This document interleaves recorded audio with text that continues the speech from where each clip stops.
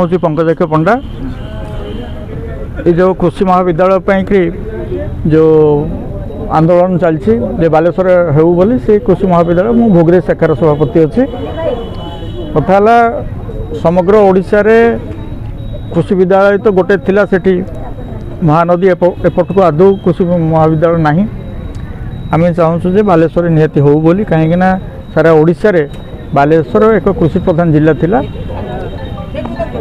एबे मध्य अच्छी ये सबु प्रकार कृषि द्रव्य उत्पन्न हुए एक अवहेला कर आवश्यकता नहीं एवं कृषि महाविद्यालय हबार जो यथार्थता अच्छी ता सहित गवेषणा केन्द्र दरकार अच्छी। बर्तमान जो आम देखुचु धान पान नड़िया ये सब कृषि विपदापन्न यहाँ केमी भल भाव में हम जब गवेषणा केन्द्र हुए ताहले ये विषय अनुध्यान कर कृषक मानकर सामूहिक उन्नति हम एवं समग्र बालेश्वर जिलार विकास हो यही दाबी। बालेश्वर सरकारी कृषि महाविद्यालय कमिटी निष्पत्ति करिछि जे बालेश्वर जिले में कृषि महाविद्यालय प्रतिष्ठा नहला पर्यंत विभिन्न ब्लॉक जिला हेडक्वार्टर रे आंदोलन जारी रहिबो।